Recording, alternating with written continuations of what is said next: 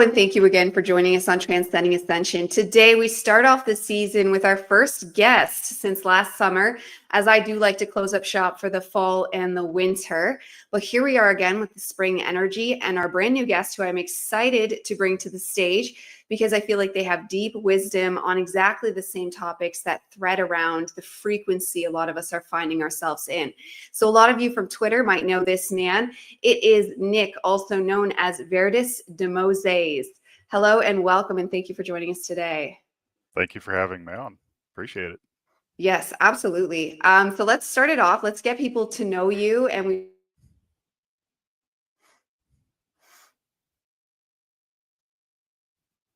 I will apologize. My internet has been on and off a little bit.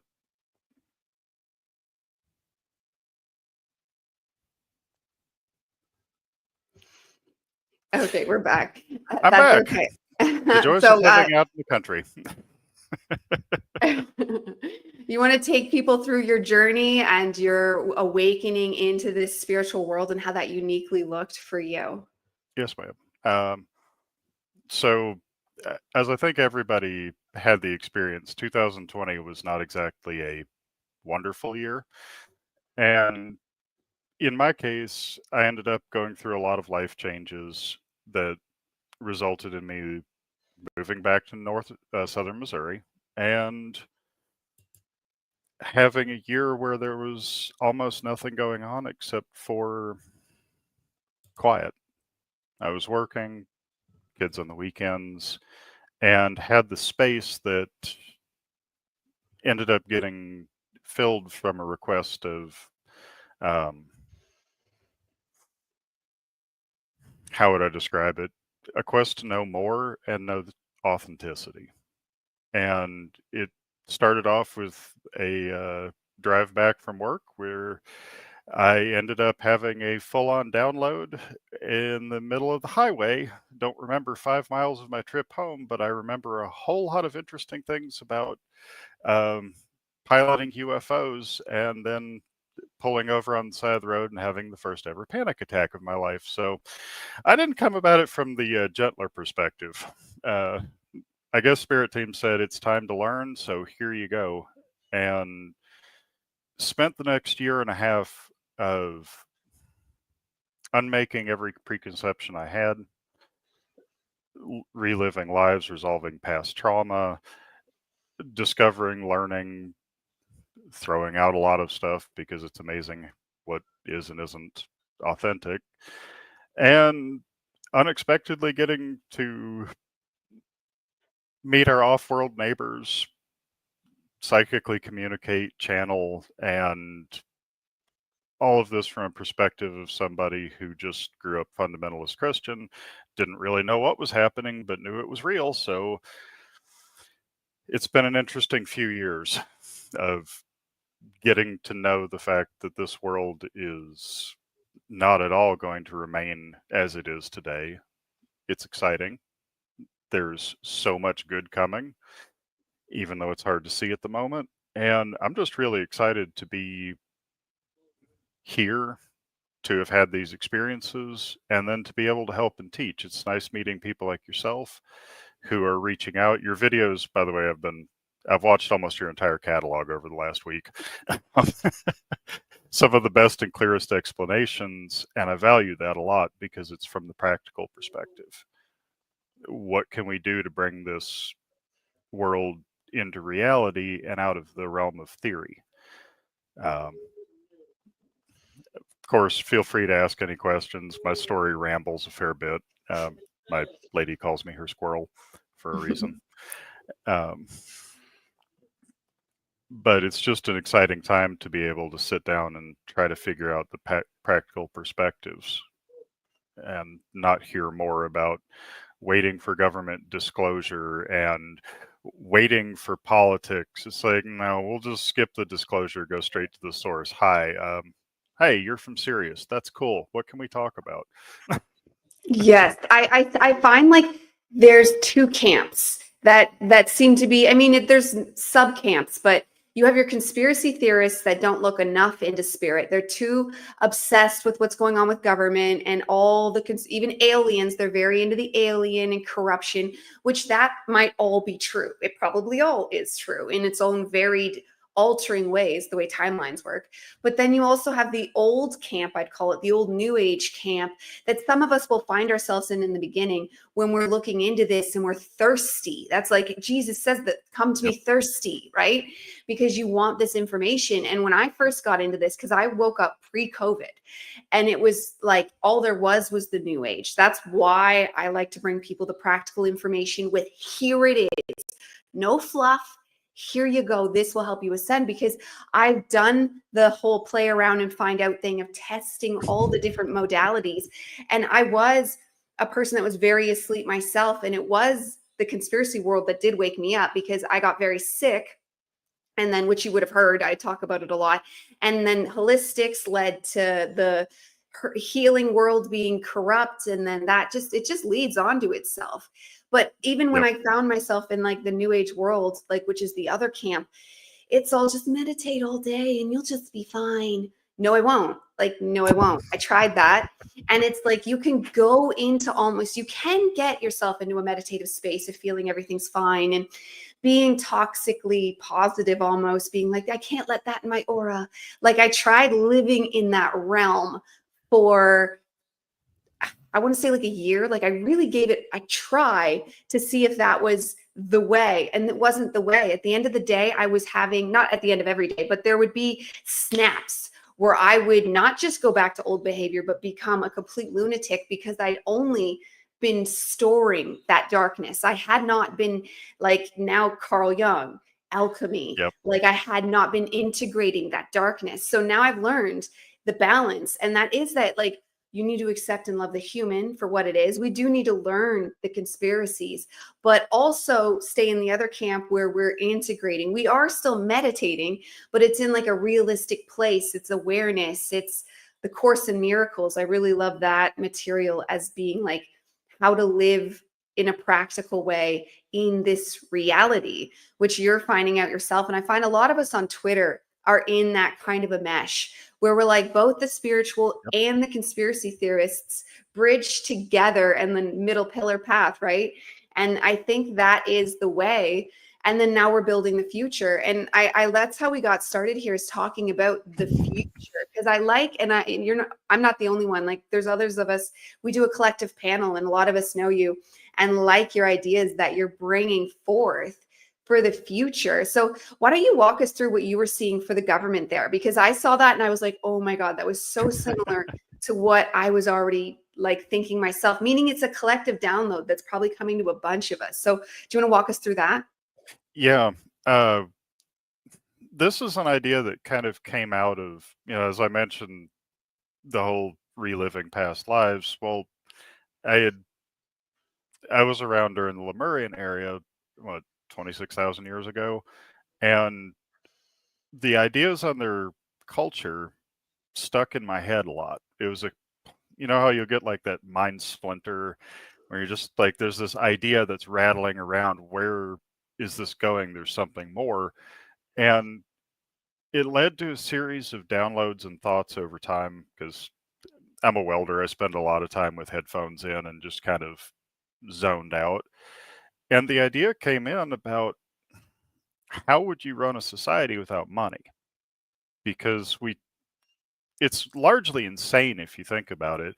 I do this, I get that, and then I give this to somebody else to do what they're doing anyway. And then I give some of it to the government to do I don't know what with. Why not just skip the middle step? And because we know it doesn't cost actually that much to live, it's been artificially inflated. Your actual expenses are pretty minor, especially when you bring in tech that's been, the unmeterable tech. What would we do if we had that? Would we need the money? Would we need the government to build stuff? Like, well, how hard would it be? Because I live in a small town. I mean, when stuff needs done, like if there's a storm that goes through, the neighbors just cut up the trees, give the firewood to somebody that needs it, burn the brush somewhere and it's taken care of. There's no need to have a parks department come through and then bill you for it. We just do it. Well, how would it be that difficult to run governmental projects, run public projects as a Kickstarter? Hey, this 5 miles of highway needs to be paved. We've got these bids for $200,000 to do it. Vote, put the money up for it, and vote who you want to do it. Whoever gets the funding and the votes does the job. They get paid, the highway's fixed, move on. So what do we need the bureaucracy for? If we can run everything ourselves, if we can do this as a pool where people contribute, let's say you sign up for 3 days of work on it. Well, now that's money that's not being paid out to people. The labor cost is taken care of. And I think in time, this could turn into a situation where if somebody is keeping projects going, their expenses are taken care of. So what do you need money for if everybody's working together? It's kind of the dream of Star Trek, I suppose. I know we all probably watched that as a kid. And the idea of everybody working together, run it as a Kickstarter. If nobody wants to contribute to the project, it doesn't happen. So therefore, you don't have pet projects that nobody wants. People think about, I give my free will, my money, my energy, because money is just a measure of energy. It's a measure of energy expended. Well, I'm giving that to somebody to do whatever they want with. I'm not okay with that. I teach my kids that, hey, this is this game is $60. Oh, okay, that's not much. Well, yeah, but that's 2 or 3 hours of work, that 2 or 3 hours Dad spent at work just to buy that. Would you make me work for 3 hours to buy this? And they start to think about things in terms of the effort it costs, not the money it costs. And that's largely where this came up, because I think we can run these projects. I think we can do this stuff and not be forced to hand away our energy or tokens of our energy to things that we don't enjoy or support. Yeah, that's perfect. And I say similar to my kids now, because do you want Daddy to have to go work an extra day to get you these toys, to get you these things, to get you, and usually the answer is no, because they don't want him to go to work. So it is like when you make that correlation. And then, so I love what you said there. And that's actually using technology we already have with Kickstarter, because I just had this it was like a download of this app idea, because we use apps, and I know, and we're going to have to just assume it's not going to be hacked and it's not going to have corruption. Let's just imagine it perfect. And it's an app where we are the government. And I don't know if you have this, but around here, there's this app called Nextdoor, and it's a neighborhood app where your whole neighborhood, like, it subs you off into your neighborhood. So you can talk about things just in your little neighborhood, neat. not just even the whole town. Yeah, it's your little area. So that just kind of, well, why can't we do that for the government? And then it can spread out to bigger and bigger things. So each voting pool, meaning we're the government, and there's no leaders, it's just us. And it would be like your Kickstarter way when projects actually happened. People would propose ideas, and then depending on what the idea is for, if it's just a street outside, it would be my neighborhood voting. But if it's something bigger, it'd be the town. If it's something even bigger, it'd be the province, and so on and so forth. And we would write up the information, and then the information is there. You know how they put forward bills and things like that? Well, that would just be on the app. We would read it. And then we could even have little testing things to see. It's a little bit nanny state, but test to make sure you read it before you vote. And then that's just a little simple, just so you know the gist, and you're not just going in and voting because you're like, oh, I hate you, Tom. Yeah. Something that proves you're educated on the matter. And then from there you vote. And then after the voting, it goes into pools where people can choose. So maybe the person that proposed the idea would be the one to do the whole thing. Or section of proposing and a section of people that pick up contracts. So you could have people like contractors or welders like yourself that are there, like how arms dealers do. That's what arms dealers do. They go in and they Yep. pick up the contracts. Well, we could have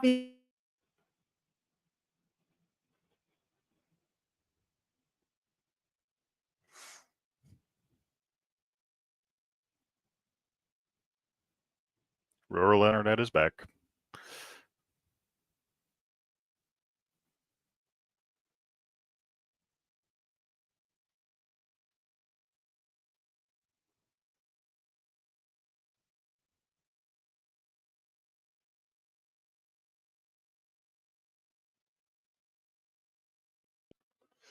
Okay, I'm back. And so you would have the contracts and you'd pick them up and they'd get for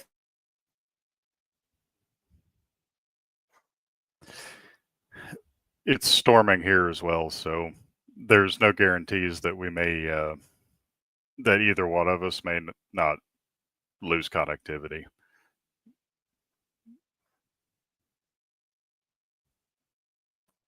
of sovereign discernment in the society, because there's a difference, and that's why I like the small town feel of the people. Like they're usually the ones that would be able to do this. Then we have a whole different area of the people that are happy with 15-minute cities that's the split. Like the split is these people that are willing to become sovereign individuals that work together as communities versus the ones that usually tend up in the city where they just want everything. They want to be told what to do. That's a whole different section that hopefully, I mean, I'm really hoping we see a complete magical split there. We're told, but it looks like it's just actually happening where we're still going to live together, which is unfortunate. I wanted the split maybe one day, but it might take more time for that to phase shift over. And then like what you were saying, even now with Kickstarter, that's already an existing technology that people could utilize to get things done. But at the very least, the just awareness of the fact that the government needs to be like tinied down, like beyond, like don't worry about conspiracies, don't worry about catching who did what, just get rid of it. Like there's too much going on there. There's too much red tape. Like if you wanted to buy land and open a community, how much government tape would you have to go through? Like even here, you can't buy, you cannot build extra houses on your land. I'm in Canada. Yep. You cannot build extra houses on your land. You can just I'm have sorry. one house and maybe a shed, and people have to come approve the shed. So that's just, we're still in a very big growing phase there. But if people just awaken to the fact that we need to downscale the government, and whatever way we can utilize doing that realistically and not waiting for it to be done for us, will definitely do us a lot of favors. So I love your idea, and that was really good. How did that come to you? Oh, you said, yeah, didn't you? Well, a little bit, but there are some perks to being probably undiagnosed, but most likely ADHD. And my brain was thinking about how would we work with a society that didn't require that conversion of our energy into currency, but also it's a little bit of a circular thing, because a system like that relies on decency, relies on, I'm sure you're familiar very well with the law of one material, the concept of predominantly service to others versus Yes. exclusively service to self. I mean, you can see this society is obviously a very service to self oriented, or at least is pushed in that direction. And the idea of a Kickstarter works when the majority of society is decent. The ideas of it would probably be fraudulently taken advantage of in today's situation, as we can see from scam Kickstarters and, as you said, military contractors who will provide questionable goods at exceptional prices. A lot of these things, and I keep getting this message because there's a few off-worlders I stay in regular contact with, and they've gotten tired of my rants a few times, that we're building these systems, but they can't be implemented yet because the collective consciousness is still very much on a selfish basis. Like, you try to implement that system now, it'd be Yeah, dubiously effective. true. But we need to have the systems and these concepts in place for when the collective consciousness shifts to a service to others sense. And I kind of hate the term because it's not just only serve others, but it's the best I can do because language is hard. But we need to have these concepts set up. One thing that's occurred to me as well, and I looked into the legalities on it. This is by US law. I don't know if Canada's different. This is legally impossible right now, but the idea of home trading. You want to leave California, you've got your little house out there, you want to buy a ranch out in Kansas. Why would you sell your house for $1 million, pay the tax cut, convert it to whatever, have the guy purchase it and have to pay taxes? Why don't I just give you my house and you take my house?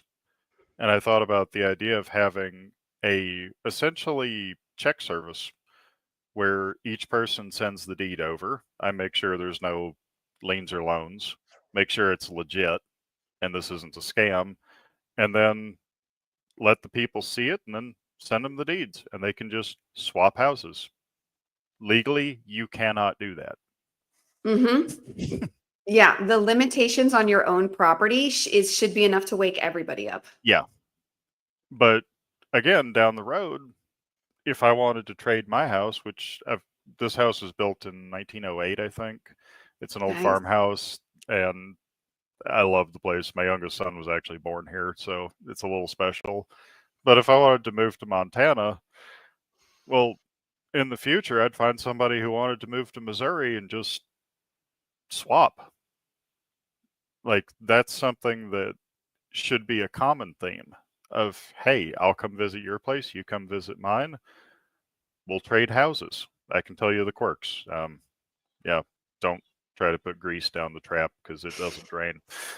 But, you know, these are the things that we'll set up for after the transition, but we don't want to have them just hanging up in the air. And hopefully we can pull ideas together when it kicks over, because we need to be ready for this.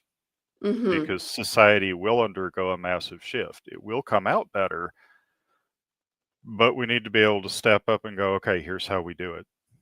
How do you see that shift happening? Because I've heard many ways. And I mean, originally I thought happening via cataclysm, but then I kind of felt being asked if I wanted that to happen, and I chose no. Like, no, I obviously don't want billions of people to be killed. So like if I can't get on board with saying yes to that, like it feels like it's in a stuck place, because once upon a time I was sure there was going to be a cataclysm. But then I literally felt them asking me, is that what you want? Like it was my choice. And of course I said no. I guess like let them all live. Of course I don't want them to die. I just wanted them to be like booped to their own planets and still be fine and not even notice that we left or we leave. But I kind of feel like the messaging is Earth herself wants to upgrade. Earth herself wants the lower vibratory people Oh, yeah. gone.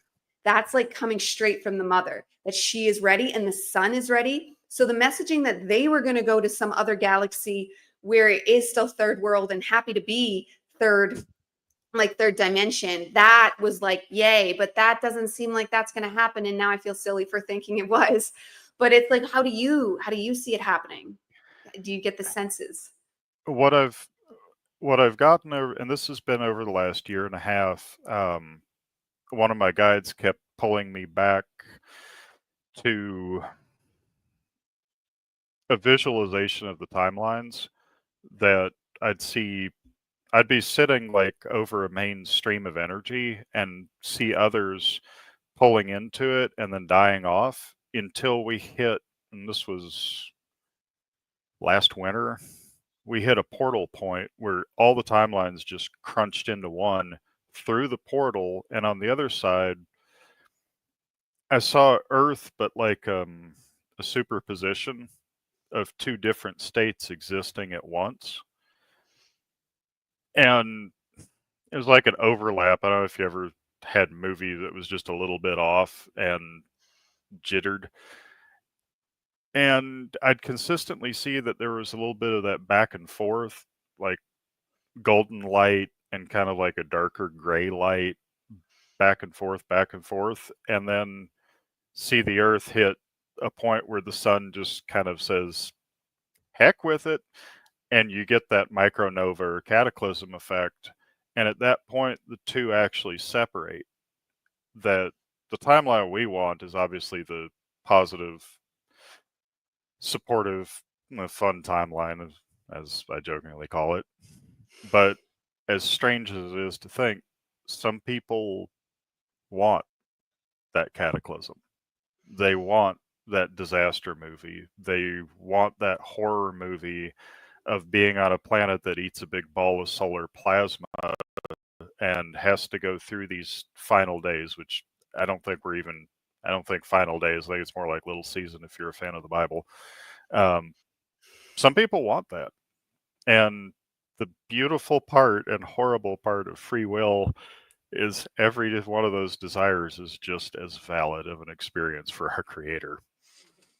It's true. So I don't think we're necessarily going to get nuked. The way I see it is more a situation where everybody gets to see the unfolding of that solar event, like we know from ancient archaeology. I don't know if you've seen Ben Davison's work on suspicious observers. Mm-hmm. The dude's got like 14 or 18 different published papers in scientific journals. He's a genius level, but he's basically correlated that a lot of the old ancient artwork shows our sun popping a micronova where you'd be able to see the plasma field around it. And the artwork details matches up with what's seen in the laboratory. We know this has happened. But at the moment that hits is a timeline split where, okay, it goes off. The people who want that disaster timeline, you got your wish. The rest of us who don't, we get to watch that big chunk of plasma miss the planet and the energetic effect hit and kick us up to a higher density. And it's not like some rapture, ooh, I get to get out of things. Like, no, that's when the hard work starts.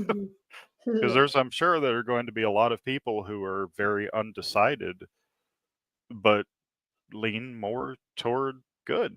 And they're going to be going, what's going on? Why is the sun black? And why are people all of a sudden hearing each other's thoughts? Oh God. I can't wait to see the chaos that results when everybody realizes they are psychic. It's going to be incredibly authentic in the most wonderful and horrible ways. That part of it, I think we're already seeing. Like, I think COVID was a manifestation of that. It was a manifestation of our thoughts, because the all is mind, thoughts make reality, but we were kind of blanketed. Like, part of what the ETs were doing is they were actually protecting us. And that's what 3D is you're not instantly manifested. Well, in what I call 5D, I know the law of one calls it 4D, but to me, the 4D I see is the whole imaginary realm. So I just call it the 5D.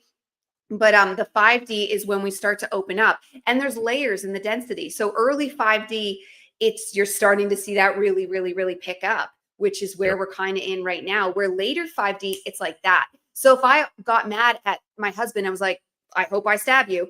And then he dies. It's like, oh my God, you know what I mean? Like, we're not ready for that yet. You know what I mean? But they started to slowly peel back the layers. And I think that's what, and you saw it earlier on, like probably 2012. That's probably what 2012 was. And 99 had a huge event. 93 had a huge event. 87 had a huge event.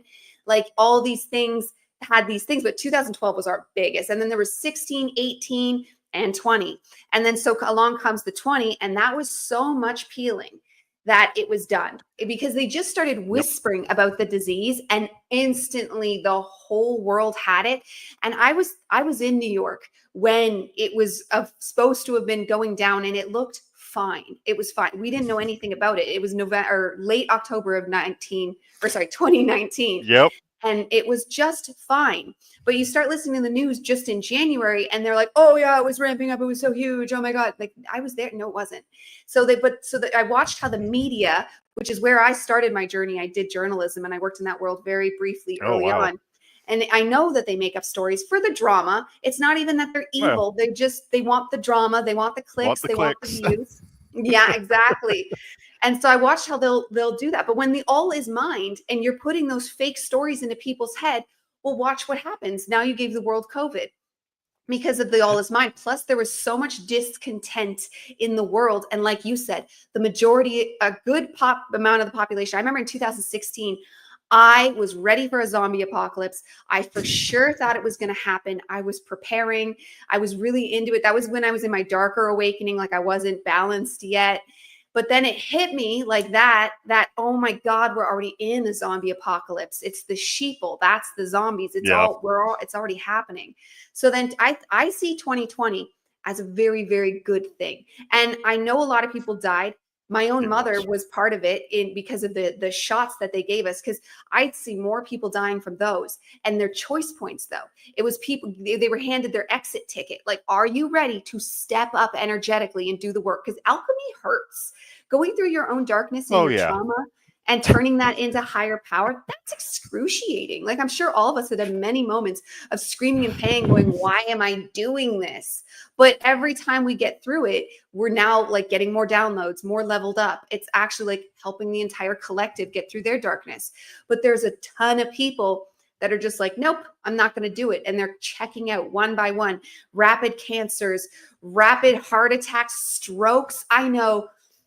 I can name 5 people that died in the last year and a half from either cancer. I'll apologize for the background, by the way. There's a train going past. So apologies if that comes through. And so, yeah, they're handed these tickets to exit. And then I wonder if what you said, if we've gone through the portal, can they still exit like that? Or like, what's that look like in your mind? Because I've noticed that people have stopped exiting at such an alarming rate. I did notice that. It's slowed down the last year. I feel like 2020 was a year for choosing. Yeah. Of really picking where you wanted to go. For my part, I had to dive full head on into everything that was off in my life. And believe me, that could fill a book and it would not be a PG-13 one. It was a very intense year. But, like going through a divorce, because as I mentioned some of the stuff with my now ex-wife. Hi, I wish you the best if you see this stream. I really do. She's somebody who's we both didn't exactly have a wonderful childhood. I'll just put it that way. But I made the decision to look for what I can do to fix that. She made the decision to blame people who have hurt her and just hold on to the blame. And I went, you know what? I went through it and went, why did they do this? Why did they do this stuff to me? And realized, well, they were hurt. They were running programs. They weren't doing it consciously. They were just doing it because that's what they always did. And even though it doesn't make it right, you can forgive somebody for, a great man once said, forgive them, they know not what they do. It actually makes sense because they're not doing it consciously. They're doing it subconsciously. They're reacting. Does it excuse the events? No. But you can understand it and move past it because you realize it really wasn't about you. It was about them. Yeah, it's programmed. That's what 2020 really showed off. The Rona didn't really matter. It sucked. Like you said, it was like Halloween, early November 2019. Our whole shop got it. And my boss just said, when you get better, come back because you're going to be immune and otherwise you're going to get it. So whatever. And you got to see the people who just went, okay, that was a really bad flu. I was on my butt for 3 days. And the people who didn't think about it, they just took the advice. They took the programming. They reacted instead of acting. And that was where the choice was, is it's a very small thing, but are you living consciously? Are you looking around and going, well, people aren't dropping like flies, so obviously it's not that bad? Or are you panicking? Are you acting or reacting? And that's what I think 2020 really did, was it split that into Are who you using your own is, sovereign discernment? Are you using your yeah. own self, or are you just listening to the narrative? Yeah. And even if somebody's not conscious of that concept of sovereignty, of taking control of your life, if you're questioning it, you had enough sense to not just believe the program.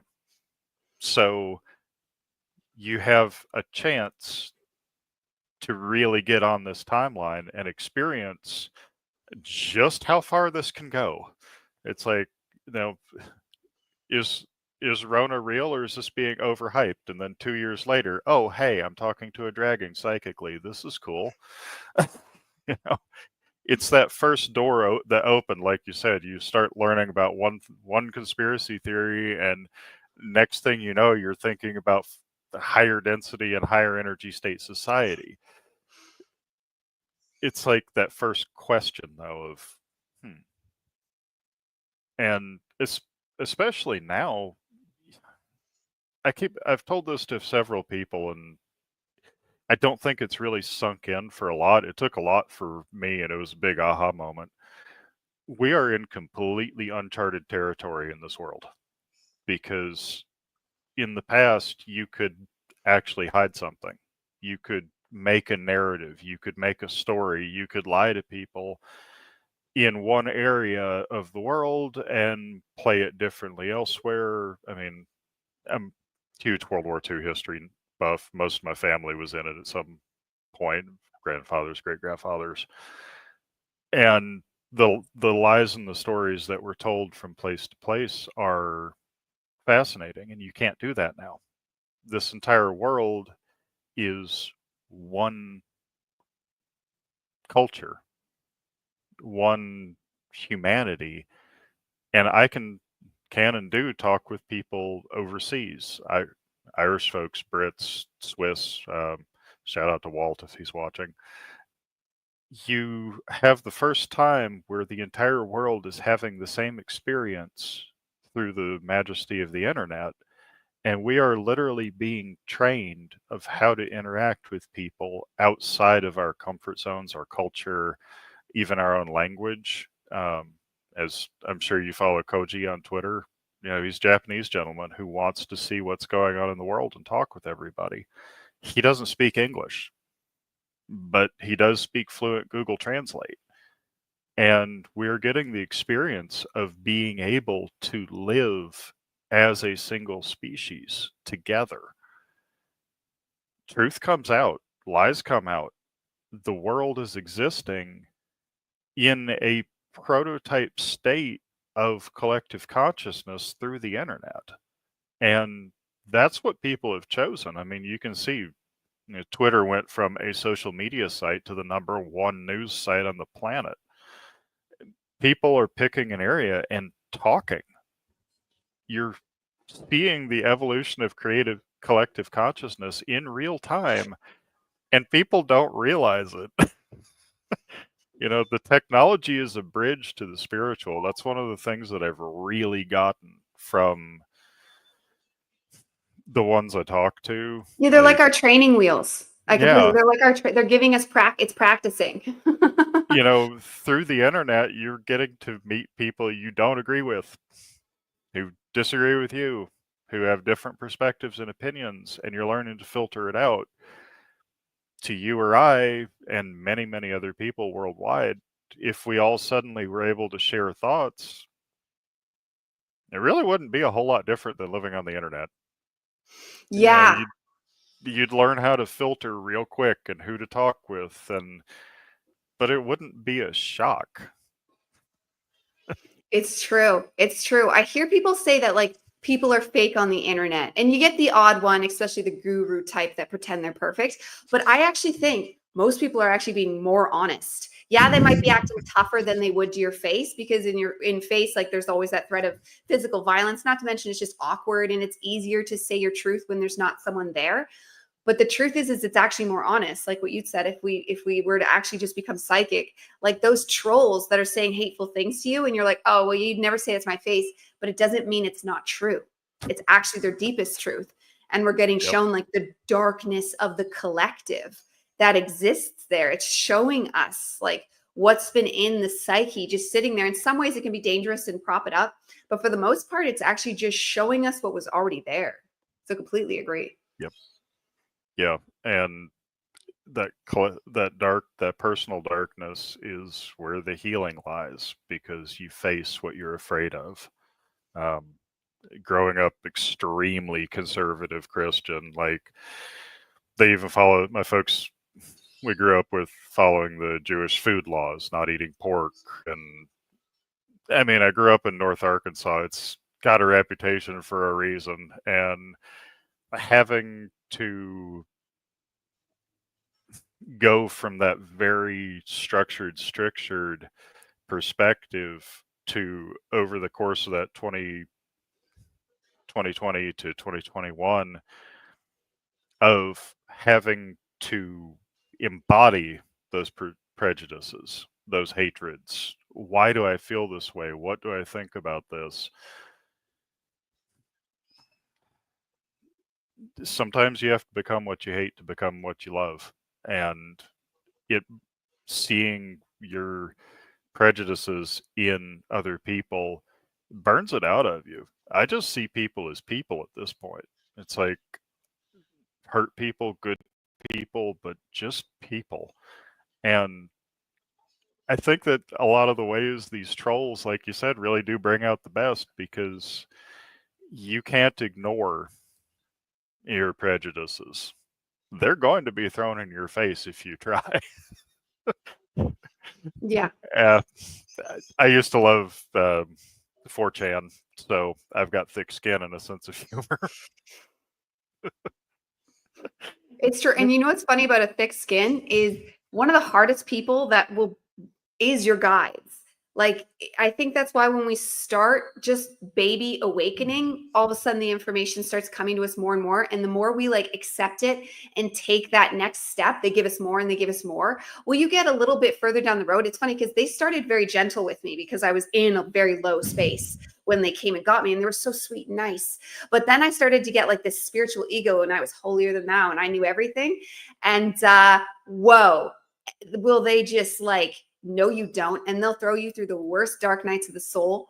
And they will bring out, that's when they start to bring out your darkness. Like they give you kind of a grace period, or at least they did for me, because I woke up before the energies were so hot. Now, if it's anything like how it is for me now, it's like so quick. And the lessons are so like, they will smack you down so quickly and make it very, at least for me anyways, they make it very obvious, like where I have, for me, it's like I have not been paying attention in this area, and they'll just shine those painful lessons down on you to keep you. Yep. And they won't let you have prejudices. They won't let you think a stuck thought or have an outdated program.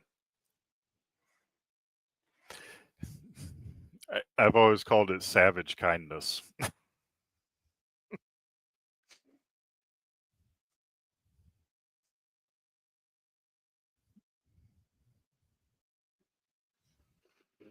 And it's just a really natural Hanging.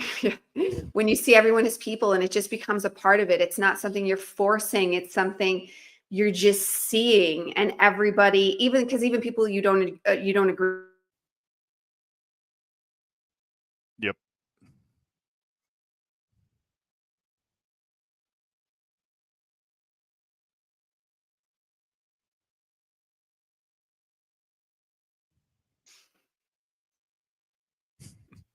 And we're back. I wanted to ask you, when you have, because you said, it sounds like you have really visceral downloads from past selves with very detailed specifics. What does that feel like for you? Do you want to walk us through the process of how that feels, what it looks like, the whole thing? Yeah, like I told you earlier, some of these, and actually my introduction to this whole world um, came through I would say, non-consensual download where I was driving back from work and don't remember a whole 5 miles of my drive home because I was all of a sudden as far as I could tell, my experience was that I was in a secret space program UFO pilot chair getting ripped out of it. As an interesting point, that was also my first panic attack in my life. These downloads, though, it's more like an overlay where I'll still be conscious and doing everything that I'm doing because I don't actually meditate that much. I do to really get in touch where I feel like there's something I need to get over the hump. But a lot of these are just day to day, and I'll feel like my awareness and consciousness slipping into another realm. And then it's like I'm seeing things in third person, um, seeing planets, reliving being a past life, like walking through Lemuria, feeling the stones, Are we feeling talking the energy. astral projection, actually experiencing it, or like dream experiencing it? Because there's like, I've had astral projection moments, although it wasn't a past life, it was just literal reality where I was out of my Yeah. body and touching everything. And then I know people could, or is it just like dream like where it's like partially imagination, but it's kind of got a life of its own? Honestly, I don't know where the line is between those two. Sometimes it's like an experience, like a vivid dream experience. Other times it's like physically being there where I can feel impacts and smell smells and feel more like my consciousness is overlaying a previous moment. And I can't remember who I was talking about this with, but I explained it that in order, like on a lot of these, some of these memories were legitimately literal war crimes. So when I say that my awakening was not pleasant, it's that degree of not pleasant. But I had to dig to the darkness to basically match my energy to where that trauma was to allow myself to experience it and resolve it without going into the basement of the soul.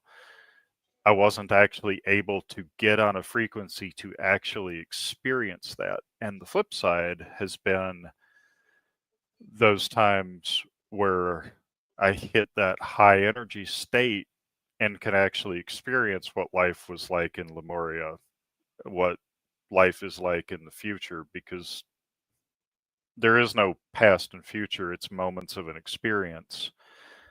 And that's one reason I don't necessarily tune myself to that higher state full time, because I wouldn't be living here and now if I did. I've been having an argument with one of my guides about I want to stop drinking coffee and living this lower state, and they're like, no, don't. You don't need to yet. You need to be here for helping people. You need to keep your vibes low. Otherwise, you won't be able to relate to them and talk with them. It's like, thanks, guys. Appreciate it. I love that level of love they have, but at the same time, I just want this phase of life over. I've gotten this very similar messaging. It's recently switched. I can't eat meat anymore. Like they Oh, wanted, really? I had to eat meat. I kept trying to be vegan and I couldn't. And they gave me that messaging. Like, you need to be denser. We need this because you need to be tangible right now. And then about a week or two ago now, all of a sudden the doors closed on meat and they're like, it's time. Like, meaning, but Really? not time for me to go in the clouds and ignore, but they told me I could handle the higher frequency and still be of the earth. So it was Oh, very, wow. yeah, I was like, oh wow, okay, thank you. Because that was like one of the first like positive reinforcements I've had in a long time. Well, I've been, one of my favorite contacts is a Syrian lady, like not Syria, the country, but the star. Yeah. Um, autocorrect gets me on that one every time. But I like the conversations there because the Syrian sense of humor is very interesting. They're a lot of fun. And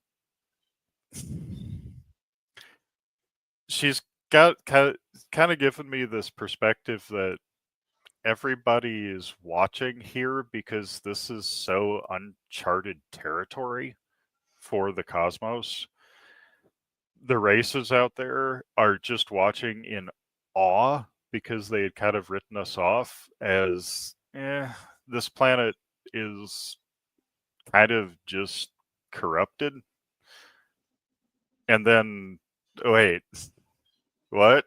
What's going on? You guys are doing what? How are you putting this together? We've essentially brute forced ascension.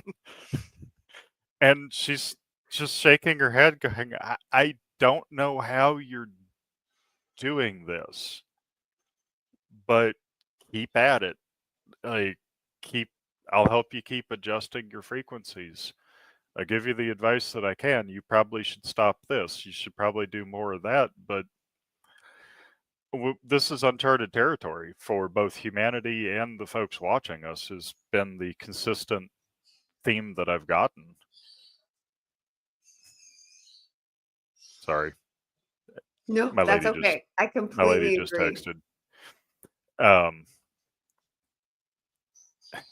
we're in such uncharted territory that even the other races don't really know what's going to happen. Yeah, I've heard that before. We've never succeeded before. Like 3D has never made that jump in a continuous flow to 5D Yeah. successfully. Yep. You Like can there's go back. 5D races, but they started 5D. Like that Yeah. jump in the way we're doing it from that lower density 3 to the higher density 5 has been decided. Like, and we decided. So it's happening, and how it will play out, it still has its variables. But like enough of us, like they say, what some people said 1%, some people said 8%. I've even heard it as high as 15%, or there's the 144,000. That number, yeah, I think it's more probably close to 8%. If I had to guess, maybe 8 to 15, but enough of us have decided to win. Like pretty much enough of Yeah. us decided to step into the alchemy, to step into the self process, have decided humanity's worth it, and that's it. And then enough, at least for a good chunk of us, that 5D is going to happen. Yeah. And, as I said, I'm a history buff. I've got a dear love of digging into history. Most people aren't aware during the American Revolution. Sorry for any Brits who are watching, but we like coffee more than tea. Only 6% of people were actually involved in it. They said there was about 1.5 to 2% who were British loyalists, and about 4 to 4.5% who were actually actively rebels fighting for independence. 94% of the population was just there. So it took only 4% of the US population to kick it over and actually succeed.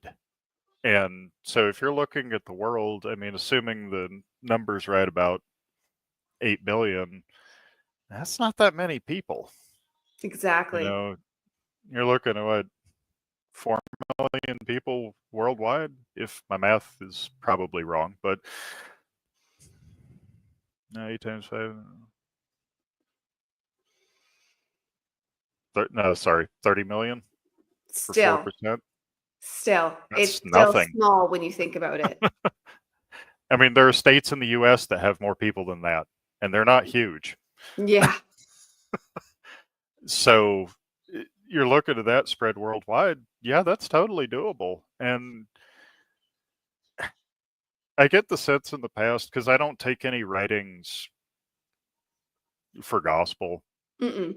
It's like You it's, know, it's like an amalgamation. It's all to yeah, build the because I have found in my own knowing that like as soon as I learn a whole bunch of things and then they start to automatically tie together in my yep, brain and like form that gnosis, and then more details also come from like my guy, because even channelers say this, their own people can only say like Jane Roberts for the Seth made her go learn stuff. He said, go learn more about the body and biology because I want to teach a book on it. yeah. It's like these will be completely separate topics, but you need to know this to understand this, even though it's like plumbing and astronomy. And I do love it when they get those completely disparate thoughts that, you know, like, how do these two relate? But yet But I'm they learning do. about anatomy and physiology so I can talk to you better. It's like, okay, I guess. Um, It's how that's layered been, we are. and Because we're really just imagination. So then when you start to learn how we trickle down imaginatively, you start to see why it matters what your biology is and how your cells work. Like how your cells work right there. It's like a creation story when you actually learn. And then the fact that your cells are conscious to their own degree, it really just starts yep, to paint such a vivid picture of what we actually are. yeah, and so much, so much of this just makes no sense to me. So much of this journey doesn't make any sense. Like the magic of the world, how are we able to talk with people? How are we able to have the thoughts that we do? You know, like with channeling it, and it's been a challenge to explain, but how do you pick out somebody else's thoughts from yours? It's like, well, it feels different. Can you describe that? No, it just feels different. Because it Like, doesn't, what I know, it doesn't resonate inside me. Like I used to think all thoughts were mine until I started learning about this and feeling into it. And you're like, the thoughts that aren't, especially as an empath, right? We would be like taking in people's emotions. And part of learning that is like you sit and you act like, and you can't find a landing spot. When you can't find a landing spot of what it is, where it's coming, it's not you. yeah, yeah. I know. I liked what you said on that video. Um, it was the 28-minute one about how to integrate. That was great. Like seeing where it fits, whether it fits, if it is. I mean, I'm not an empath. I don't really feel people's emotions like that. But the explanation was perfect because it's like the emotional version of channeled thoughts where you're like, okay, is this mine? What does this feel like? Does it belong here? Is this what I think it is? Because I've gotten imposters before where it's like, yeah, you're trying to channel something, but you're not what you say you are. Same Tricksters. thing. Yeah. Yeah, you've felt that with energy. Like people will give you a good glow, and at the backside of it, it's like, Yep. like no, no, no, go away. Yeah. Um, and I wish that this stuff wasn't considered so woo woo. I wish it was considered more accurately scientific. Well, You it know, will, because I actually think, not to interrupt, but it takes more no, go ahead. men like you coming forward. Like one of my good friends, we're writing a book together, and we've been on each other's podcasts all the time. Steven from BJ Cast, Oh, he's I one love of him. those He's great. yeah, we all love Steven. He's fantastic, and he's one of those men bringing it forward as like a man, being like, you can talk to spirit, you can meditate, you can feel these emotions, and actually talk to higher beings. And that's not woo woo, and that's not girly, and that's Yeah, not like, because girls kind of naturally take to it because that's just the flow. But that doesn't mean it's not something that men can do too. And I think when more men get on board with it, we will be able to tangibly place it down, because that's what men do better. It's they can take concepts that women are good at, concepts and all this stuff, but men can take it and make it make sense and be like, it's A to B, here yep, you go. But with higher level ideas, and that's exactly what we need. Like Joe Dispenza, the way he's brought information to us in that this is what it is, and he makes it so simple. So that Well, I think what it's going to take to switch it from woo woo. and it's something I've talked with a bunch of people about this. You've probably seen some of my random posts on Twitter about the nature of the divine masculine and the divine feminine. I tend to actually err more toward the feminine side on the energy, but physically I'm more of a masculine type person. I actually get accused of being incredibly intimidating for reasons, I guess, but I tend to be a very intense person when I want to talk about stuff.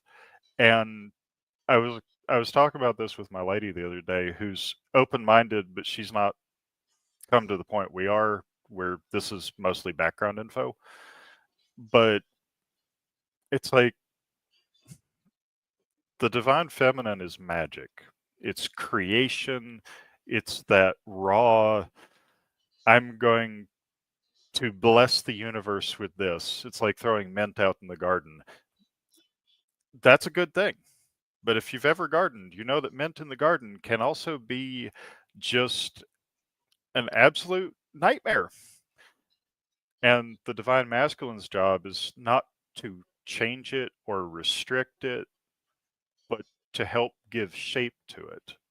Not so much like control it, but, like if you irrigate a garden and just flood water over it, it'll crush some stuff and some will be dry.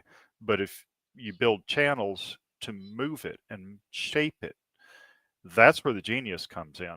And, I'd like to think that people like me who don't really fit in any particular world can take these massively creative concepts that are big and sometimes like a mass of spaghetti thrown on a plate. Sometimes you got to just straighten the spaghetti out and hopefully help shape it into something that doesn't lose any of the magic, but is able to be made into reality, into something practical to explain, okay, these are the feelings of channeling versus the feelings of thought, and be able to go, okay, I understand that. Try to simplify it where it's practical.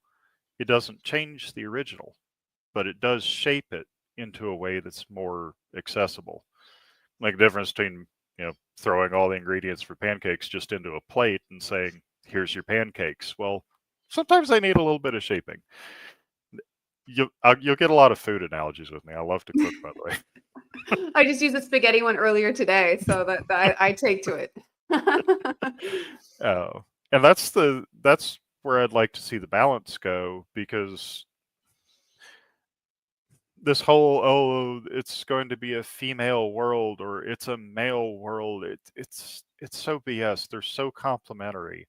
Yeah, heroes gamos, right? Like it's got to Yes. be both. We'll come and go. We have things we're each better at, but if Yep. we're not flowing together, then it's gonna cause like disruptions. It's never gonna stay balanced, because that in alignment is how we ascend. And in alignment, it is always about the masculine and the feminine. The Holy Trinity is masculine, feminine, and then the combination.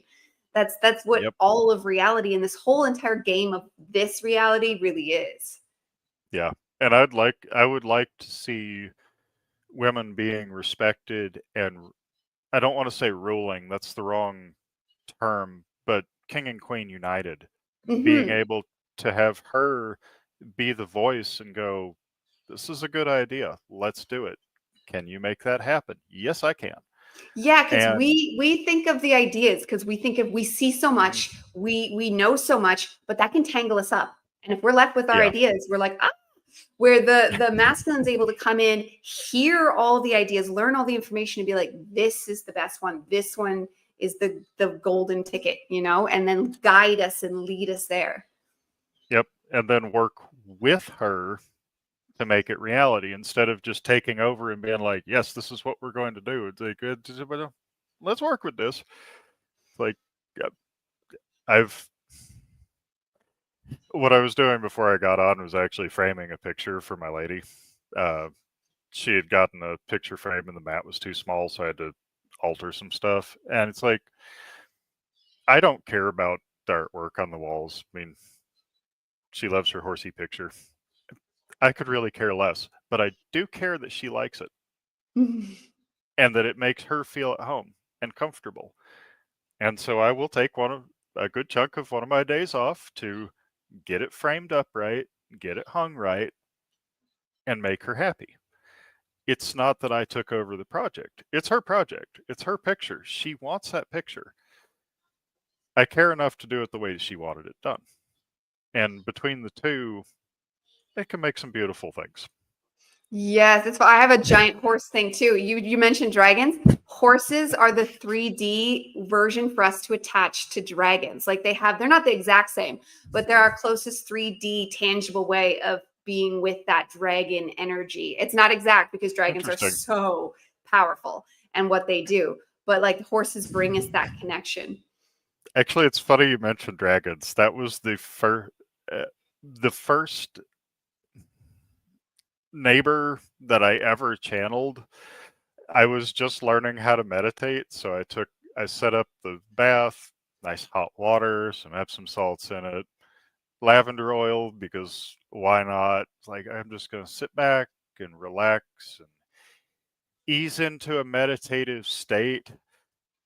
And the next thing I know, I am connected to a dragon who's just going, hi. I about came out of the bath, which is that was the second panic attack of my life. Like, who are you? Oh, hi. This is my name. I'm seeing a dragon. Yeah, that's because I am. Oh, by the way, your initial incarnation, yeah, you're one of my kids. It's like, I'm gonna need a minute. Okay, I'll come back. Damn it. It's like, I don't know if I wanted that comeback part. Turns out he's really funny, but it's like, that's a hell of a way to get introduced to channeling. The energy is kind of like, you know, wanting to take a drink and it being a fire hose. Yes. Yeah, mine don't even talk to me that loud. I've only gotten the messaging that like they whisper in like a thought form where like some can directly talk and some can send you thought images. I've seen them. One's giant and red and the other's tiny and black, but they're equally almost as powerful because darkness, that's just how dark, like one's a darkness one and one's like a light one. And they just send thought images and they've given the messaging that like full contact would close to kill me kind of thing. Yeah, they really like the dark sense of humor, like very much. I have I I've grown up with jarheads, construction workers, trades, welders. I've got a very dark sense of humor. Actually, the funny thing is I've had 3 different bosses that were special forces, including 2 who were 75th Ranger Regiment, and they both said that I felt like one of them. And all said, I have no idea why. I know you're not military, you never have been, but you've got the special forces vibes and dark sense of humor. I think that's the kind of vibe that dragons get on with, and it's like it's that energy state of dark humor. As one of my friends put it, live, laugh, toaster, bath. But I never minded that one. Actually, my dragon guide, I cussed out one time and he thought it was hilarious and just spent 15 minutes laughing at me. It's like, okay, I get the point. But they definitely require an interesting, if you can work up to them. They're fun. Yeah, they're intense. Yeah, I sense the intense that they're part of our monadic structure of the greater part of us. And there's so much there, like so much that would just instantly come to us if we were to fully reconnect and re-embody each other. Actually, the reason that I connected with him, and sorry, I fiddle a lot, but this one has my hands shaking. the reason that I spent so long getting to know that particular one, and he hasn't dropped in lately, was to give me the history of the reptilians. Like Mm. their backstory, their past history, the reasons why they're not evil, just really fooled and corrupted to the Yeah, they're no point of different than being us. evil. Agreed. But How he's some are like, evil and some aren't. Yeah. oh, their story is sad, and I've been trying to write it down and working on the script, like to how to tell the story almost more like a sci-fi story because it's sad. I feel for them. There are some good people and got completely fooled. Like corrupted is truly the word. Like sold a thought form that actually altered their genetics and led to what they are today, and I feel for them. Like it's a sad story. It doesn't justify what they've done. Don't get me wrong. Yeah, I mean, if you commit the war crime, it doesn't matter if you meant to or not, but you still did. Sorry, Yeah. the karma's still there, even if you were fooled into it. You still did it willingly. I would love to tell their story at some point because it would be a long one and an interesting one. Yes. That would be fascinating. I want to run something by you then and see what your thoughts are on it. So, in myself, I've always heavily been embodied with darkness, yet heavily embodied with light. Like, and I always usually did like the nice person thing, but I had a darker side that would be like, I hope you die. Like to so like back in the old days. But I wouldn't actually like, I'd be like, oh, how nice. Like I'd be sweet. But it wasn't fake. Neither was fake. I get into Ashiana Dean. She says there's 3 different kinds of star seeds. One of them has chosen to keep a lizard soul with them, a dark lizard soul with them, because they regret what they did and they want to ascend with us faster. So some of us agreed to take one with us, even though it meant it'd be hard and it would be fighting the whole time, but it does want to ascend. And then as soon as she said that was one of those things, I was just like, oh my God, that's what's wrong. That's not wrong, but that's what's happened. That's what I am. Like that there is one of their souls inside me. It's not like the main part. They've just come along for the ride so that Yeah, they can ascend hitchhiker. faster and go through the alchemical process with me so that when they do embody their next life all by themselves, they'll be leaps and bounds higher because they were incapable of getting that far that fast by themselves. Like, so what do you think of that? I think it's quite probable. Um, Souls are such a weird thing, and I don't even claim to understand it. It's like the best description I've seen is we are an aspect of our creator having an experience of separation instead of unity. And it seems that's the one that's vibed most with me. But I can very easily see that somebody would be willing to go out of compassion, allow somebody, I hate the term to ride along or Yeah, it's the only piggyback, thing that fits but though. Yeah. words are hard. And I can see that being a thing because I've I don't know if it's true astral projection. Like I know you've talked about being able to get out of your body, walk around, oh hey, this is cool. Like mine's more of like a mental state rather than, Doctor Stranging out of your body. But I have different forms in the astral. And one of them is a draconic form, like the bipedal, big 12-foot tall, horns, wings, tail, scales, the works. And it's interesting because I swap between that and more my human form. And people have seen me that way in the astral. And they're like, why are you? It's like, well, this I had the experience of that life back in Lemuria as that draconic soul because they were physically here back in that era because there were still some friendly ones. And it's almost like at the end of this cycle, there isn't enough time to wrap up everything.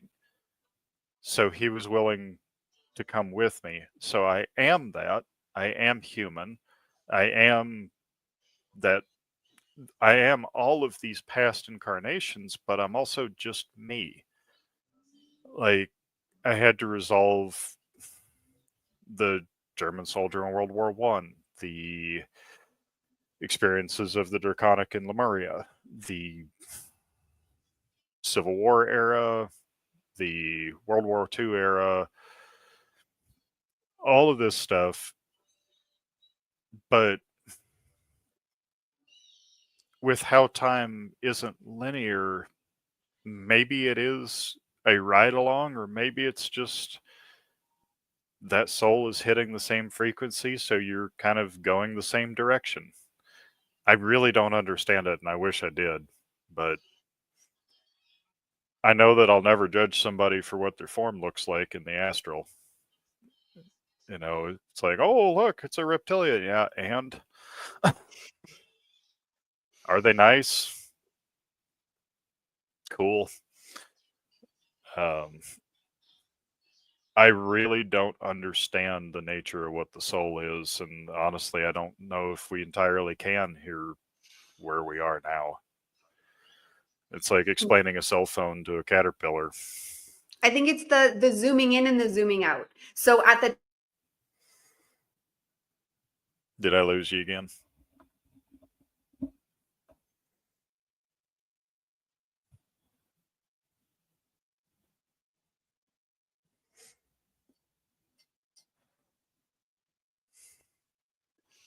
so I mean it's the zoom out. Again. God's the big picture. Everything's God. The all is mind. We're all God. But then he starts to fractal out. Like first he produces this, or it produces her. She produces him. He produces her. And they go like, and then all of a sudden they start producing many gods, and then they produce many souls, and we just keep fractaling down through the dimensions. And that's why, like, you have your monadic soul, you have your soul, and then your monadic soul has a higher monad. Like it just keeps coming down teeny tiny. And then even to us, like all the cells in our being are probably fractals of our actual soul.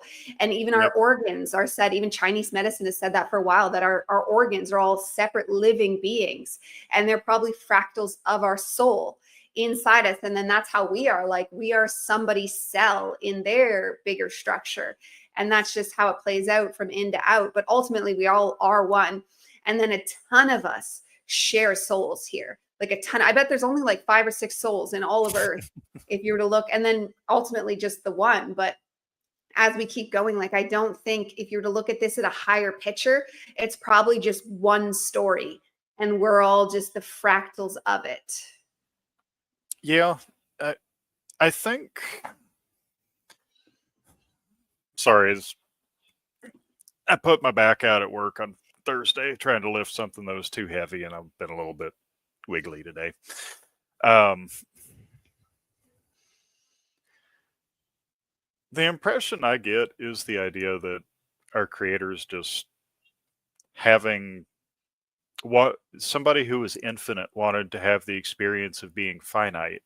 And I mean, I'm an old school gamer going way back, and some of my favorite games are some of the most challenging because they restrict you the most with what you can do. You know, it's not a lot of fun to play a game where you just can do whatever you want to. You know, playing Minecraft is fun on creative mode if you just want to build, but the game itself isn't that fun if you're just playing in creative and have everything available. So we're here having this experience of separation, and the idea that, because in the raw material he mentions that things like, well, they mentioned that things like service to self was not planned. It kind of was the galactic version of it's not a bug, it's a feature. And since it doesn't stop people from ascending up and progressing back to unity, let's see what happens.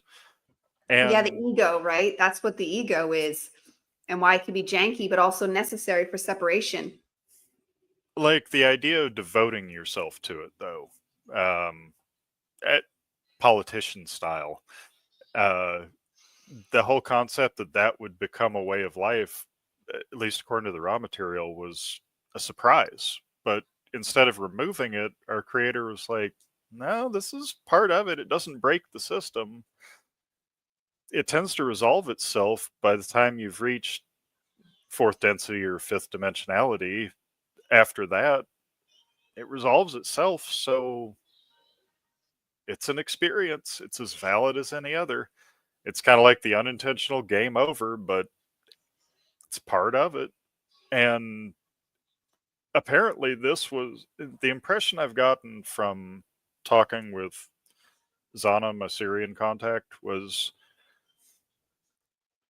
Earth was supposed to kind of be that example of self-service domination. The entire planet's under control, and the only thing that it accomplished was it just accelerated our growth to the point where, like you said, we're kind of a test case for being able to undergo ascension while we're alive instead of reincarnating into a new state. We're just brute forcing. And it's like, okay, so with all the misery and suffering, instead of breaking them, it just made them tougher. Again, unintended, but this is something new. So that's one of the reasons that the guides have said they don't really have a lot of information or help, because this has never helped before. It's like we're, the first guy to assemble a jet engine was going, there's no manual for this. I'm just figuring it out. So Yeah. That we're the ultimate experience of individuation. Like yeah, God has never gotten to experience more separation than with us, but it's what it wanted, but it did it. So, that's part of the Gnostic, but that it did it so much and so well that it forgot. It yeah. reached too far away from itself. It forgot. It forgot And it I was God. really hope this gets labeled with "Don't do that again" at Yeah. the end of it. I have said that. I have said that. Like, okay, well, you make sure they know this was a mistake. This is not fun. Like I said, after one particular life, I was having such a rejection moment. I came back as a damn fox because I needed a break. That's the reason for the picture, and that was a great life, by the way. Probably one of my favorites was just being a little fluffy critter running around and doing fox things. Yeah. That should tell you a lot about Earth. Yeah. Yeah. When somebody would come back as an animal before coming back again as a human. It's like, okay, that was good. Fine. Yes, I'll come it's a back rest for this day. last thing. I've heard that, and getting to be a tree is a treat. Like if you like really need help and like relax, getting to be a tree is a real reward. You just sit there in bliss and love for however long that tree lives. I hope I don't have a whole lot of karma. One of my jobs is being a tree trimmer. That's funny. Sorry. I heard they mostly stay in sleep states.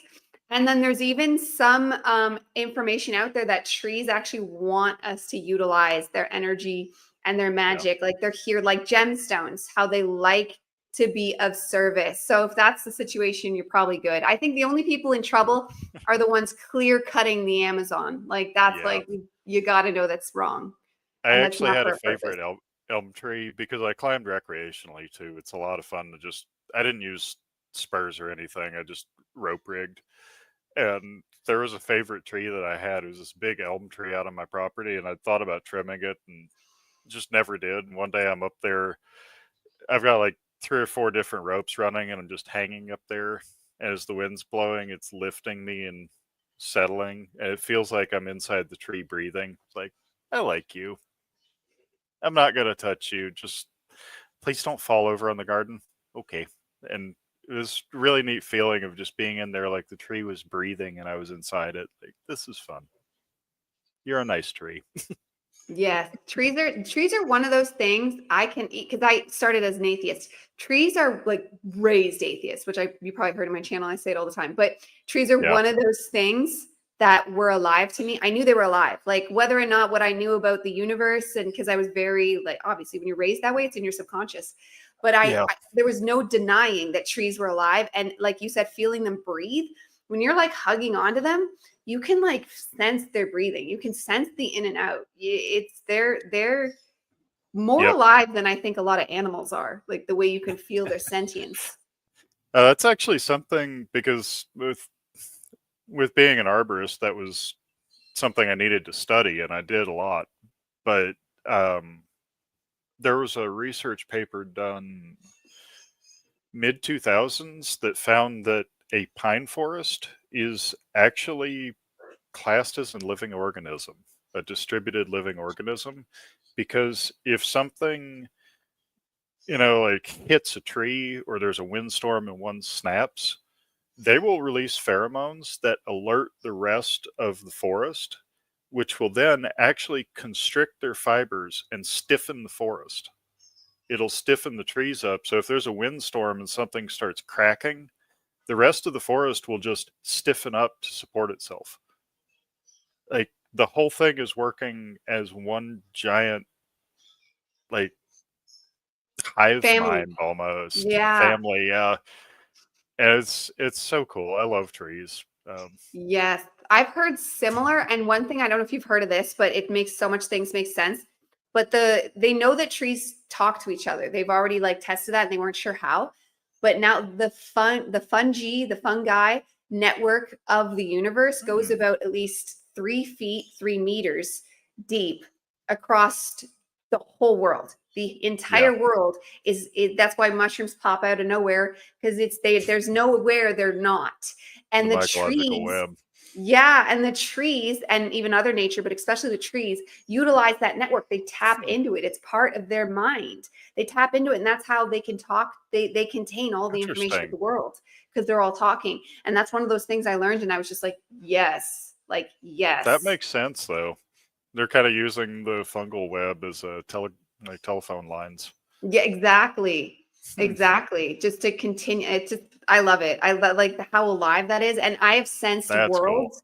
worlds that just are, well, we all have. Mario saw it, but like I feel like we all know that there's worlds where like mushrooms are actually predominantly, they are the trees, like, and they're trees of mushrooms, and like those world, you could see it, and like the sky is purple, like you can see it.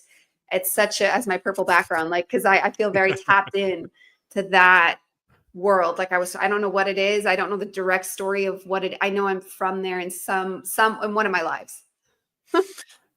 Might be because I've sent a couple of my kids have, when they were little, they showed me stuff. I was like, "Hey, who are you?" And like 2 and 3 years old, and my littlest one, uh, he was 2, and I was putting him to bed, and he like reached up and just touched me. I'm like, "You're telling me something." I was like, "Who really are you?"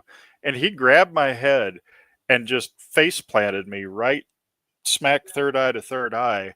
And all of a sudden, I'm seeing this world that is all shaded purple, like purple tints to the trees, and the trees look silvery. And like everything has this, like, it'd be like if a planet was under a purple star or something. And he's showing me him walking around it. I'm like, that's where you're from? And like what I'm seeing turns around to me and just starts nodding, like, okay, that's cool. That's really cool. It's like, I don't know what planet this is, but glad you're here, bud. Yes. And he's a special kid. Like, he's cool. Stubborn as hell, but cool. Yeah, they're coming in. Well, one of the things that was prophesized, and I can see it. I can see it happening. And that was that the one thing that happened in 99 was the gates closed on dark souls coming into earth. No more. So from Really? 2000 on, every child born, it was to help with the ascension. Every child born is only good for 1,000 years. For 1,000, and you've heard in other things, there's a 1,000-year period too. So it correlates. For 1,000 years, only good souls will be born onto this earth. So that's another reason why our ascension is assured. And it's why, like, if you see a twisted person, but they're only like 22, they're actually a good soul. Like you can trust that every soul, so we're talking 25 possibly and under, is good. And that doesn't mean they didn't get twisted up, because they could still be brainwashed, and they can still be, it all comes down to brainwashing and incorrect programs. Yeah. But their soul won't be dark, where you can see the difference between people that are from the 60s, the boomers, the people before them. They were it wasn't just programming. Hateful. Yeah, they had a deeper darkness about them. Not everybody. But then it started even with like 1987, the Great Grand Convergence, I think it was called, was when apparently like there was this huge alignment and star seeds were sent down en masse. And then you could see the growth of star seeds after that. Not that there wasn't star seeds before. There's been star seeds sprinkled throughout time. I'm sure Carl Jung was a star seed. Jesus was the ultimate something. And there's been just over and over and over again. We've seen them. Nikola Tesla, I'm sure, was. Like every magical person, Einstein would have been a star seed, guaranteed.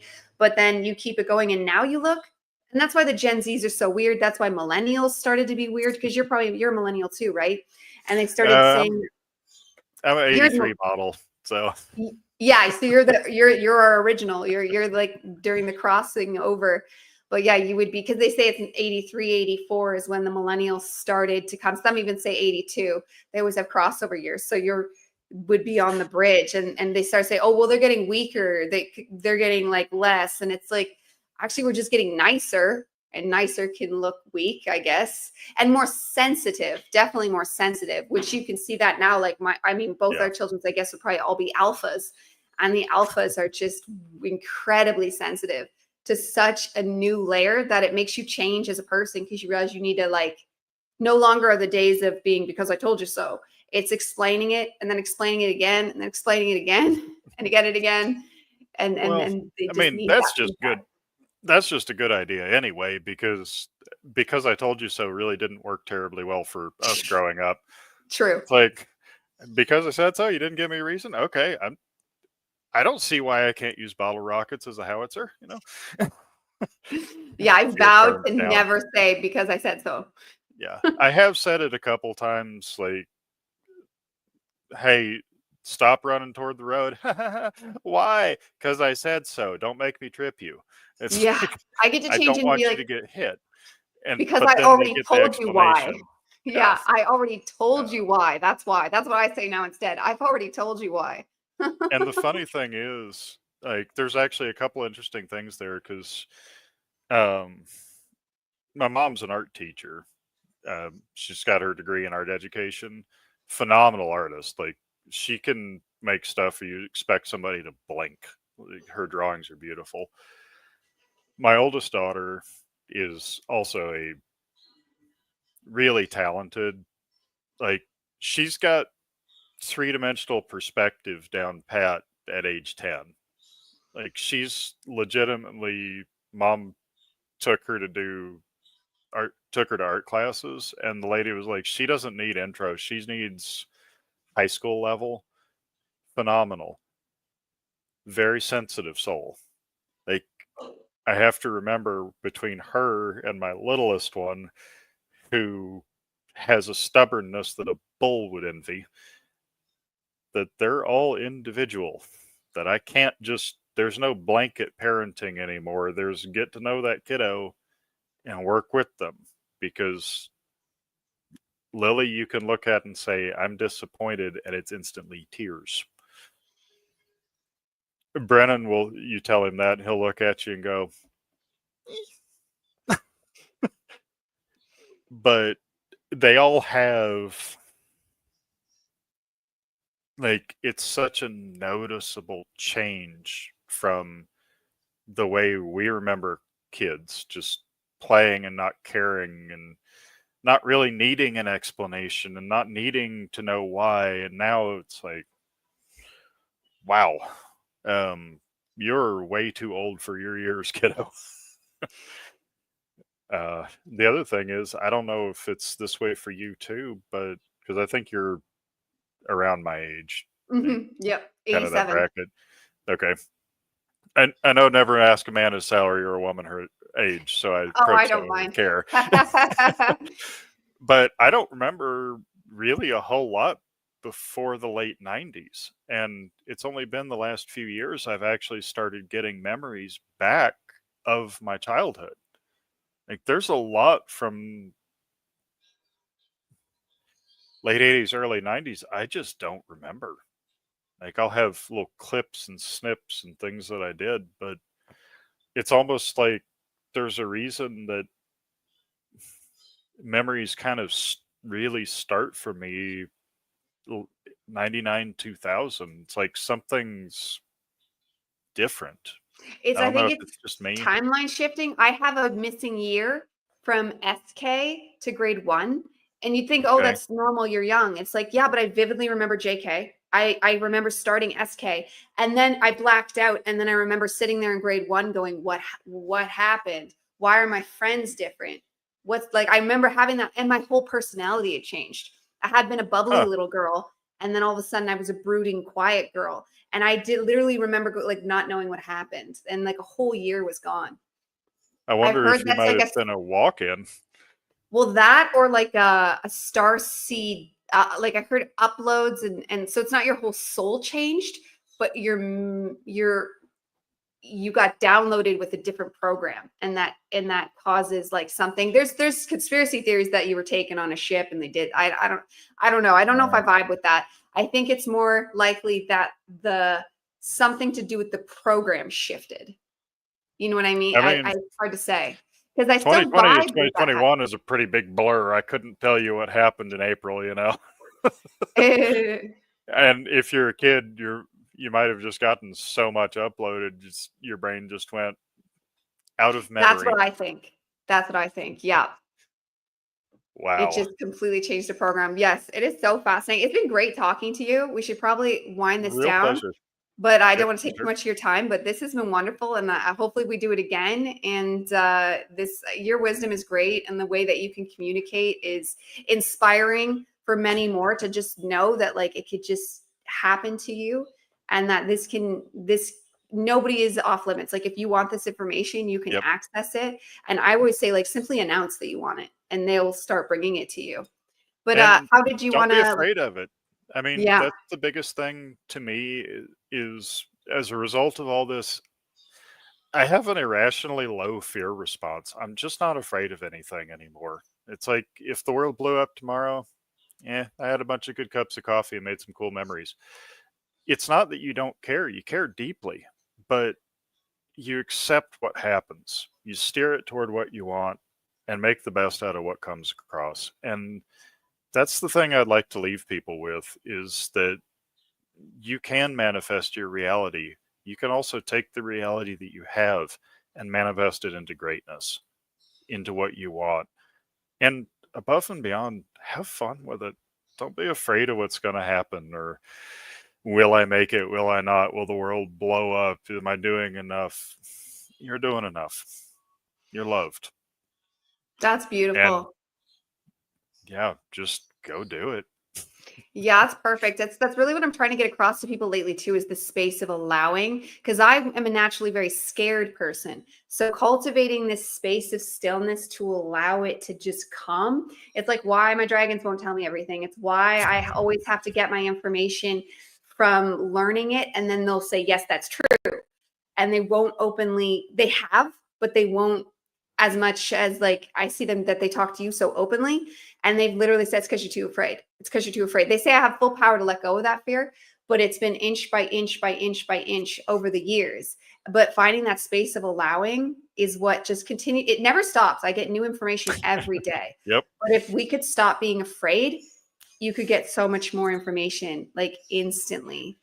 Well, and I have noticed most of us have one block remaining. There's one spot that I feel really blocked on. And I keep asking, where's the root of this? I want to resolve it. Not yet. Where's the root? I want to resolve it. Not yet. It might be I the think, same thing with your fear. Like that's the cork yes. that's keeping everything in the bottle. Because if it wasn't, you'd just be like, bye. Mhm. So It's true. It's true. I get similar messages like it's coming, keep going. It's like just keep going, keep going, keep going. So it, this don't was you just fantastic. hate don't you just hate the words divine timing? I know. Yeah, it's like condescending. You do hear it all the time. Like it'll happen, but when? Like they always say like, "Oh, you silly humans, you want direct answers," because time doesn't exist for them. And I feel like they do have compassion for us, but I don't think they fully comprehend the time aspect of like lived. They're like, "Oh, well, you know what it's like. Like parts of you are here too," and it's like, yeah, but not right here in the flesh. For sure. Well, Wonderful. I do appreciate you having me on. I really appreciate it. And anytime you'd like to, just let me know. Yes, absolutely. I absolutely will. Let people know where they can find you now. I mean, you're on Twitter and you just For have such sure. wise words. On Twitter, it's just at Verdis _deMosays. If you're following Transcending Ascension, you'll probably see me troll posting on some of her stuff at least once a day. I haven't set up my Discord server yet. At some point, probably will, or if people just want to talk in a less private way or a less public way, they can. My DMs are always open, and you know, I'm usually stalking the comments on her YouTube videos too, which everybody should definitely go check out. They're really good. Really good. I'm not paid promotion either. They're just really good. Thank you. I appreciate that. That means a lot because not everybody, they hear me saying a lot of words and they just like word salad and they don't get it. But it's because when you're talking dimensions and when you're talking the layers of healing I'm trying to convey to people, it sometimes is a word salad. So I'm glad you're getting like the transmission because sometimes I'm hoping I'm just sending it as an energetic download to be like, this is the picture. And I'm just trying to paint it, like you said, with words, trying to paint it the best I can with human words. And that's just the best we can do. So thank you so much for being here Oh, for today. sure. It means a lot. I spent an hour listening to your videos and spent an hour smiling continuously. So your energy is on point, ma'am. Oh, thank you. Thank you so much. And thank you to everybody for being here with us today. And we will see you again on Transcending Ascension. Goodbye for now. Bye.